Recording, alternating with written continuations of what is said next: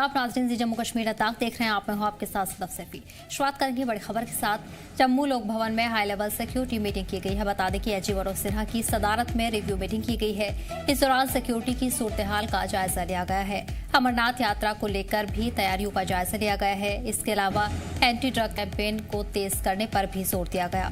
वहीं जम्मू कश्मीर के एलजी मनोज सिन्हा ने जम्मू लोक भवन में एक हाई लेवल सिक्योरिटी मीटिंग का रिव्यू किया, जिसमें मौजूदा सिक्योरिटी हालात का जायजा लिया गया है। साथ ही आने वाली अमरनाथ यात्रा की तैयारियों का भी जायजा लिया गया। वहीं मीटिंग में director general of police Nalini Prabhat समेत सीनियर पुलिस और एडमिनिस्ट्रेटिव अफसरान ने भी हिस्सा लिया है, जिसमें लॉ एंड ऑर्डर मेंटेन रखने के मकसद पर खास जोर दिया गया। वहीं मीटिंग में जम्मू और कश्मीर के ओवरऑल सिक्योरिटी सिचुएशन का रिव्यू किया गया, जिसमें खासतौर पर सालाना अमरनाथ यात्रा को महफूज और आसानी से कराने पर जोर दिया गया है। बता दें कि ये एक बड़ी तीर्थ यात्रा है जिसमें हजारों भक्त आते हैं। अफसरान ने बताया कि बचाव के उपायों को मजबूत करने और कमजोर इलाकों में हाई अलर्ट बनाए रखने पर भी चर्चा हुई है। वहीं मीटिंग में ड्रग फ्री समाज बनाने की एडमिनिस्ट्रेशन की मुहिम के तहत चल रही कोशिशों का भी रिव्यू किया गया है, जिसमें नारकोटिक्स के खिलाफ तेज कार्रवाई और बेदारी पहल पर जोर दिया गया।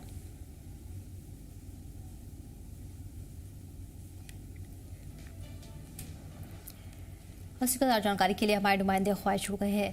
ख्वाहिश, हाई लेवल मीटिंग की गई है, तमाम अफसरान भी इस मीटिंग में मौजूद रहे। क्या कुछ अहम मकसद रहा मीटिंग का, क्या फैसले इस हवाले से लिए गए हैं? बिल्कुल, मैं आपको बता दूं, high level security review meeting जो है वो राज्यपाल की अध्यक्षता में ली गई है, जिसमें कि डीजीपी नलिनी प्रभात और पुलिस महकमे के बड़े अधिकारी भी शामिल रहे हैं। आपको बता दूं कि जिस तरह से जम्मू कश्मीर में इस समय पूरा सिक्योरिटी सिनेरियो बना हुआ है, किस तरह से पूरा सिक्योरिटी ग्रिड यहाँ पर जो है उसे स्टैब्लिश किया गया है और यहाँ पर पूरी तरह से जो अलग अलग ऑपरेशन चल रहे हैं उसके ऊपर चर्चा की गई। साथ ही साथ आगामी अमरनाथ यात्रा को लेकर भी डिस्कशन किया गया और सिक्योरिटी फराहम करने की बात कही गई, क्योंकि हर साल अमरनाथ यात्रा जो है वो बहुत अहम रहती है जम्मू कश्मीर के लिए। साथ ही साथ अगर हम बात करें तो दुश्मन देश की भी कहीं ना कहीं नजर आती है इस यात्रा में खलल पहुंचाने के लिए। ऐसे में सुरक्षा एजेंसियां बिल्कुल अलर्ट रहे, किसी भी तरह से यात्रा डिस्टर्ब ना हो, सुचारू रूप से चले और सिक्योरिटी संबंधी किसी भी तरह की कोई आप कह सकते हैं कमी पेशी ना हो। इसको लेते हुए ये एक high level security review meeting ली गई है। हालांकि अमरनाथ यात्रा शुरू होने में भी वक्त है, लेकिन इस तरह की review security high level security review meeting आने वाले समय में और भी देखने को मिलेंगी। लेकिन आज की बैठक बहुत अहम है। साथ ही साथ अमरनाथ यात्रा को लेकर किस तरह से सिक्योरिटी डिप्लॉयमेंट रहे, कितनी मैन पावर की जरूरत है या फिर अलग अलग एजेंसियों के साथ कैसे तालमेल समन्वय बनाना है, उसके ऊपर जिक्र किया गया, जो कि मीटिंग का अहम पॉइंट्स जो है वो इसमें यहाँ पर रहेंगे। जी बिल्कुल, जाहिर ख्वाहिश सिक्योरिटी का रिव्यू किया गया है और कई आला अफसरान भी इस मीटिंग में शामिल हुए हैं। ऐसे में सिक्योरिटी के हवाले से अगर देखा जाए तो क्या कोई बड़ी तब्दीली आने वाले दिनों में देखने को मिल सकती है? देखिए, काफी ज्यादा हम देखते हैं कि थ्रेट्स हैं, काफी ज्यादा सुरक्षा जो है वो बढ़ाने की जरूरत भी है, चाहे वो एलओसी पर हो, इंटरनेशनल बॉर्डर पर हो, इंटरनल सिक्योरिटी हो, खासतौर पर नेशनल हाईवेज के ऊपर NH44 या नेशनल 144 तमाम जगहों पर जो है सिक्योरिटी डिप्लॉयमेंट की बहुत ज्यादा जरूरत है। साथ ही साथ केंद्र सरकार से भी यहाँ पर जो है अतिरिक्त सुरक्षा बल जो है उनको भेजा जाएगा, क्योंकि जो अंतिम चरण का चुनाव है बंगाल का वो आज ओवर हो जाना है। उसके बाद जल्दी ही कुछ दिन में नतीजे निकल जाने हैं और उसके बाद केंद्र की तरफ से जो है मिनिस्ट्री ऑफ होम अफेयर्स की तरफ से कई एडिशनल ट्रूप्स जो है वो जम्मू कश्मीर भेजी जाएंगे अमरनाथ यात्रा के लिए। तो यकीनन उससे सिक्योरिटी और मजबूत होगी, मैन पावर बढ़ेगी और नेशनल हाईवे पूरी तरह से कवर भी हो जाएगा। सबसे बड़ी बात है, निगरानी रखी जाएगी नेशनल हाईवे के साथ साथ जितने भी ऊपरी चोटियां हैं वहां पर जवानों की तैनाती की जाएगी, ताकि ऊपर से किसी भी तरह से कोई यात्रा पर जो है वो उसको टारगेट ना कर सके। साथ ही साथ अगर हम बात करें रेलवे स्टेशन, एयरपोर्ट्स या फिर जो यात्री निवास है, चाहे वो जम्मू का हो, रामबन का हो, बालटाल हो या फिर पहलगाम हो, हर जगह जो है वहां अतिरिक्त सुरक्षा बल रहेंगे। पैरेलली जहां रजिस्ट्रेशन होनी है या फिर गाड़ी की रजिस्ट्रेशन होनी है, यात्री रुकेंगे, वहां भी सिक्योरिटी डिप्लॉयमेंट की ज्यादा से ज्यादा जो है वो तैनाती की जाएगी। तो ओवरऑल हम देख सकेंगे आने वाले समय में सुरक्षा चक्र भी बढ़ाया जाएगा। साथ ही साथ रेल, रोड और एयर हर तरह से बेहतर कनेक्टिविटी रहे, उसको भी ध्यान में रखते हुए कई सारी चीजों को जो है आगे इम्प्लीमेंट किया जाएगा और यात्रा की तैयारी जो है वो कंटिन्यूस आगे और चलती रहेगी, क्योंकि यात्रा शुरू होने में थोड़ा वक्त है। जी ठीक है, ख्वाहिश बने रही हमारे साथ। बढ़ेंगे अगली खबर की ओर। और वही अमरनाथ यात्रा 2026 की तैयारी को लेकर जम्मू में एक हाई लेवल मीटिंग की गई है, जिसकी सदारत डिविजनल कमिश्नर जम्मू रमेश कुमार और आईजीपी जम्मू भीमसेन टूटी ने की। बता दें कि मीटिंग में सीआरपीएफ, बीएसएफ, ट्रैफिक पुलिस समेत तमाम अफसरान मौजूद रहे। वहीं अफसरान ने बताया कि यात्रियों की रजिस्ट्रेशन, RFID ट्रैकिंग और eKYC की सहूलियात लखनपुर, भगवती नगर और दूसरे सेंटरों पर मुहैया करवाई जाएगी। वहीं तवी रिवर फ्रंट पर ऑन द स्पॉट और इमरजेंसी रजिस्ट्रेशन के लिए टोकन सेंटर भी बनाए जाएंगे ताकि रेलवे स्टेशन के पास भीड़ कम हो सके। इसके साथ ही डिविजनल कमिश्नर ने सभी डिपार्टमेंट को सफाई, लंगर और दूसरी बुनियादी सहूलियात मुकम्मल करने की भी हिदायतें दी हैं। इसी पर जानकारी हासिल करेंगे ख्वाहिश से।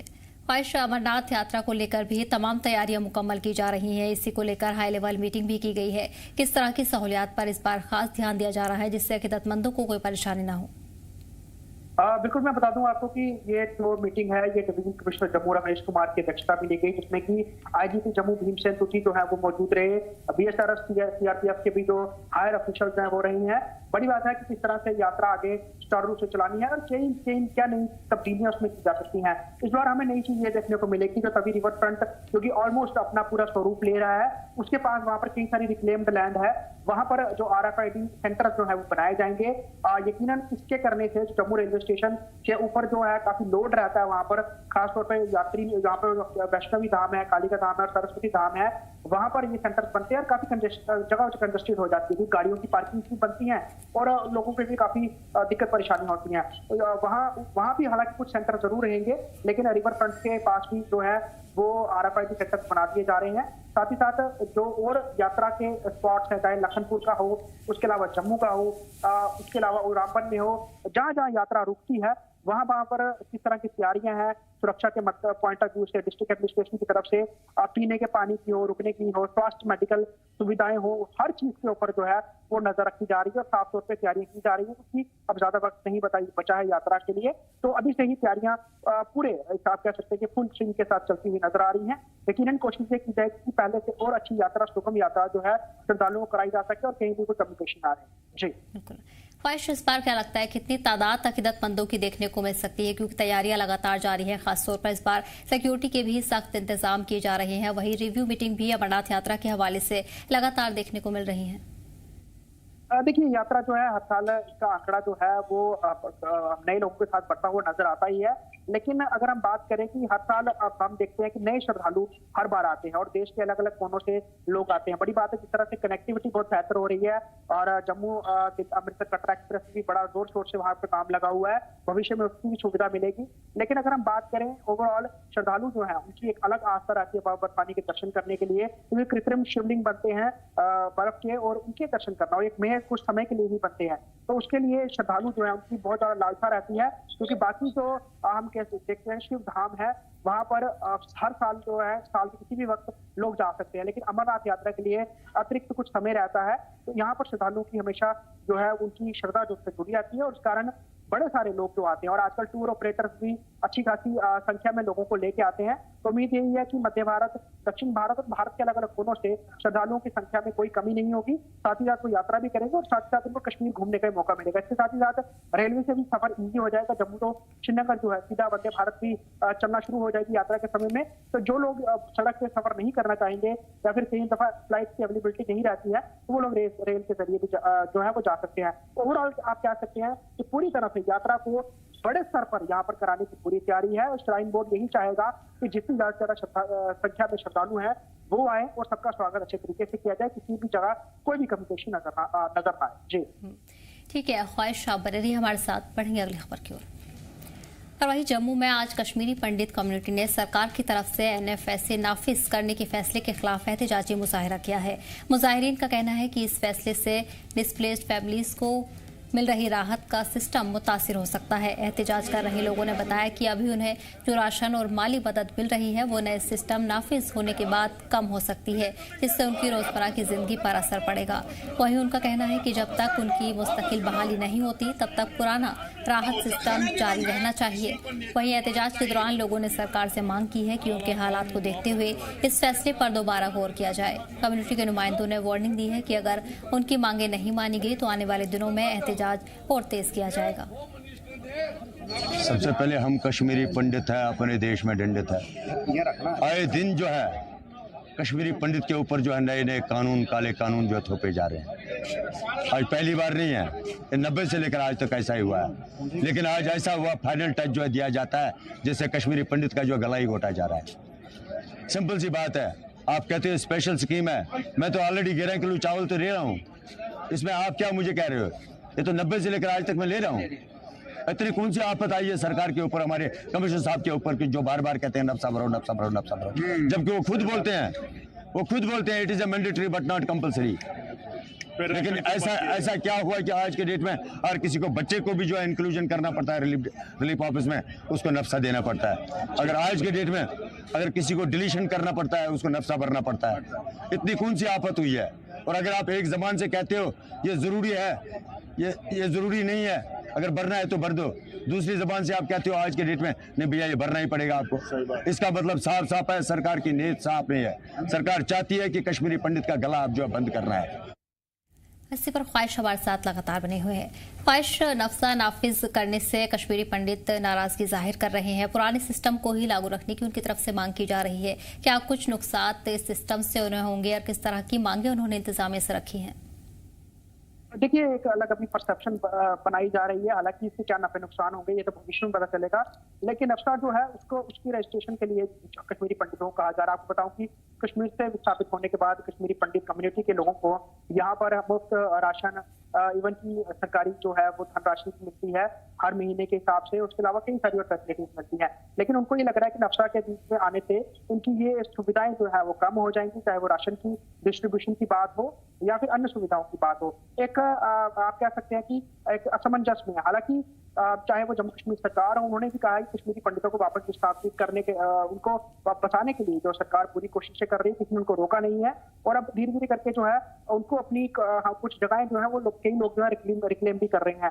ओवरऑल स्थिति सिनेरियो बदल रहा है। बड़े सारे कश्मीरी पंडित अभी की जो पीढ़ी है वो अलग अलग जगहों में बच्चे पढ़ रहे हैं और सेटल भी हो गए हैं, लेकिन बहुत बड़ा अभी भी इनमें वो तबका है जो कि इस रिलीफ के ऊपर पूरी तरह से निर्भर है, डिपेंडेंट है, और वो चाहता है कि इसके साथ कोई भी छेड़छाड़ ना हो। और अगर छेड़छाड़ होगी तो इन लोगों के लिए दिक्कत परेशानी होगी, मुश्किलात आएंगी। जबकि इनके पूर्ण सेटलमेंट अभी तक केंद्र सरकार द्वारा नहीं की गई है। तो इनका यही कहना है कि जब तक हमारी जमीनें, हमें घर हमारे वापस नहीं मिलते, तब तक सरकार द्वारा दी जा रही सहायता पर किसी भी तरह से कोई कमी नहीं होनी चाहिए, कटाव उसमें कोई उसको कम नहीं किया जाना चाहिए। तो ये तमाम चीजें हैं। और नफसा को लेकर उन्होंने ये कहा कि अगर ये इसमें इसको कंपल्सरी नहीं है तो फिर क्यों इस पर बार बार इस पर जोर भरा जाता है कि इसको भरिए, इसको आप इसको रजिस्टर कीजिए। ये बिल्कुल गलत है। अगर गवर्नमेंट किसी न किसी तरीके से कश्मीरी पंडितों को मिलने वाली एड है इसको इसमें कमी लाना चाहती है, तो इसके लिए कश्मीरी पंडित जो है पुरजोर एहतजाज करेंगे। और एक एहतजाजी मुजाहरा उन्होंने आज जम्मू में किया भी है, रिलीफ कमिश्नर मुख्यालय में, और अपनी बात जो है वो सरकार के समक्ष पहुंचाने की कोशिश की है। जी, ख्वाहिश साथ ही भी जानना चाहेंगे, अभी तक के आंकड़ों के मुताबिक जिस तरह स्कीम कश्मीरी पंडितों के लिए चलाई जा रही है, लगभग वादी में कितने कश्मीरी पंडित परिवार होंगे जो इस स्कीम से मुतासिर होंगे? वहीं अगर नफसा के फायदों की बात करें तो क्या कुछ सरकार की तरफ से इसके फायदे बताए जा रहे हैं? देखिए, ये एक डेटा इसको मेंटेन करने के लिए भी एक प्रक्रिया है। साथ ही साथ अगर हम बात करें, जम्मू में बहुत सारे कश्मीरी पंडित परिवार जो है रहते हैं, जो कि माइग्रेट होने के बाद यहाँ पर बतौर माइग्रेंट के तौर पर यहाँ पर रहते हैं। तो उनका आंकड़ा जो है वो हजारों लाखों में जा पहुंचा है, क्योंकि पीढ़ियां अब आगे बढ़ गई हैं। 1990 के बाद से ही अब कई पीढ़ियां आगे आ चुकी हैं। तो इस बीच में जो कई परिवारों का जो है वो उसमें बढ़ना भी हुआ है, कई परिवार अलग भी हुए हैं। तो समय समय पर लोग जो है वो सरकारी इस एड का जो है फायदा लेने के लिए जो दस्तावेज है उनसे भरवाए भी जाते हैं। लेकिन नफसा की बात करें तो उसको लेकर अभी इनको एक कंफ्यूजन है कि इनकी एड कम हो सकती है। लेकिन अगर आधिकारिक तौर पर देखा जाए तो कहा जा रहा है कि ये सिर्फ एक रिकॉर्ड मेंटेन करने के लिए, इससे कुछ फायदा नहीं हो, नुकसान नहीं होगा, इवन की फायदा ही होगा। लेकिन इसको लेकर जो डाउट है उस पर ही ये सारी बात हो रही है। अभी भी हम देख रहे हैं कि घाटी कश्मीर में कई सारे कश्मीरी रह रहे हैं, हालांकि उनको वो अपनी जगहों घरों में ही रह रहे हैं, उनको किसी भी तरह की हेल्प नहीं मिलती है। ये उन कश्मीरी पंडित परिवारों के लिए है जो घाटी से विस्थापित होकर जम्मू या फिर अलग अलग जगहों में रह रहे हैं, उनके लिए ये सारी प्रक्रिया रहती है। मोरोवर अभी जिस तरह से और आगे इसको लेकर चीजें निकल के सामने आएंगे तभी क्लियर हो पाएगा कि क्या इस पूरे प्रक्रिया से कश्मीरी पंडित कम्युनिटी को फायदा हो रहा है, नुकसान हो रहा है। लेकिन अभी एक आप कह सकते हैं कि इनको एक कंफ्यूजन ही है या फिर एक डाउट है जिसको लेकर ये बात रख रहे हैं, और अभी कह रहे हैं किसी भी तरह से इनको मिलने वाली एड में कटौती नहीं होनी चाहिए। जी, ख्वाहिश, जम्मू में आज किन किन अहम मकाम पर यह एहतजाज कश्मीर पंडितों की तरफ से किया गया है? क्या कुछ उनका कहना है कि आगे भी यह एहतजाज जारी रहेगा इसी तरह? देखिए, मुख्यतः इनको जो ये कोई भी बात अपनी रखनी होती है, रिलीफ कमिश्नर मुख्यालय जम्मू में जो है वहां पर ही आगे रखे हैं। उसके अलावा यहाँ जहां जहां ये लोग रहते हैं वहां से भी रिप्रेजेंटेशन आती है। और आज के समय में कश्मीर पंडित कम्युनिटी की कई सारी जो है वो कमेटीज या फिर हम कह सकते हैं कि एसोसिएशन बनी हुई हैं जो अलग अलग मुद्दों को लेकर जो है वो सरकार के समक्ष जाती हैं। लेकिन मोर ओवर जो आंदोलन इनको करना होता है या अपनी बात रखनी होती है, ये रिलीफ कमिश्नर मुख्यालय जो कि एक कंसर्निंग पर्टिकुलर एक डेडिकेटेड एक मुख्यालय है कश्मीर पंडितों को लेकर, तो वहां पर ही करते हैं और वहीं पर ही इन्होंने एहतजाज किया है। जी ठीक है ख्वाहिश, तो जानकारी के लिए बहुत बहुत शुक्रिया। वहीं श्रीनगर म्युनिसिपल कॉरपोरेशन के कमिश्नर और श्रीनगर स्मार्ट सिटी लिमिटेड के सीईओ फजलुल हसीब ने बताया कि परिमपुरा में मौजूद 28 दुकानें और 4 हॉल 22 और 23 मई को ऑनलाइन नीलामी के जरिए ऑक्शन किए जाएंगे। उन्होंने कहा कि ऑक्शन नोटिस पहले ही जारी कर दिया गया है और इसे एसएमसी के ऑफिशियल प्लेटफॉर्म्स व सोशल मीडिया पर भी शेयर किया गया है ताकि ज्यादा से ज्यादा लोग इसमें हिस्सा ले सकें। वहीं नीलामी जैम पोर्टल पर फॉरवर्ड ऑक्शन तरीके से होगी जिसमें बोली लगाने वालों को मौके पर आने की जरूरत नहीं होगी और पूरा अमल ऑनलाइन ही होगा।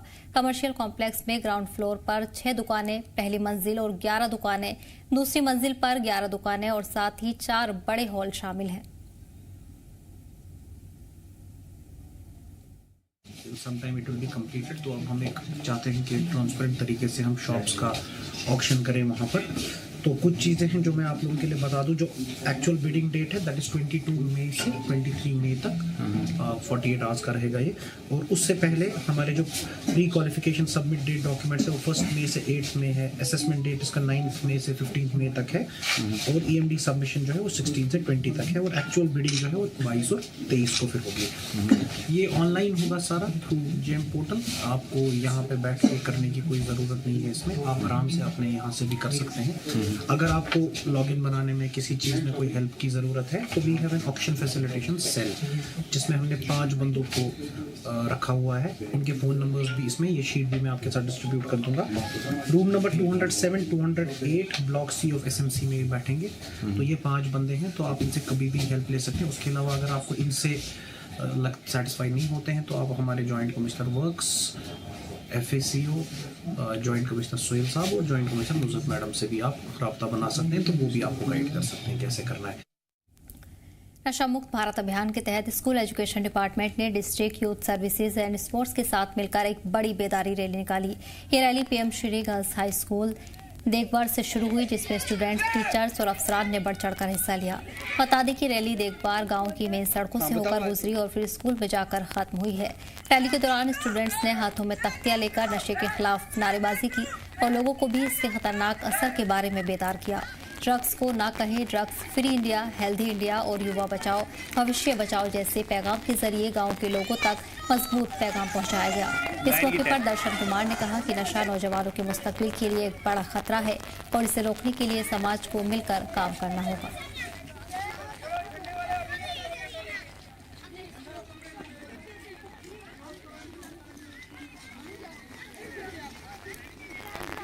इस दौरान आपको बता दें कि पुंछ में नशे के खिलाफ बड़ी रैली निकाली गई है। स्कूल एजुकेशन डिपार्टमेंट की तरफ से ये रैली मुनाकिद की गई जिसमें बड़ी तादाद में तलबा ने शिरकत की है। इस दौरान टीचर्स भी रैली में शामिल हुए। नशा नौजवानों के मुस्तकबिल के लिए खतरा है, इस मकसद के तहत रैली निकाली गई जहां बड़ी तादाद में तलबा तालिबात इस रैली में शामिल हुए हैं। आपको बता दें कि नशे के खिलाफ जम्मू में मुहिम लगातार जारी है। जम्मू के तमाम अहम मकामात पर नशे के खिलाफ मुहिम चलाई जा रही है। आज हमारे स्कूल से एक रैली निकलेगी जो कि नशा मुक्ति पे रैली निकलेगी। आज हमने रैली निकाली अपने स्कूल से एक चौक तक। रास्ते में नारे भी लगाए गए से नो टू ड्रग्स पे। हमारे स्कूल में रोज़ ही हमारे टीचर्स हमें अवेयर करते हैं कि हमें नशा का इस्तेमाल बिल्कुल नहीं करना चाहिए और नशे का इस्तेमाल बिल्कुल नहीं करना चाहिए और हमारे टीचर्स नशे के रिलेटेड ही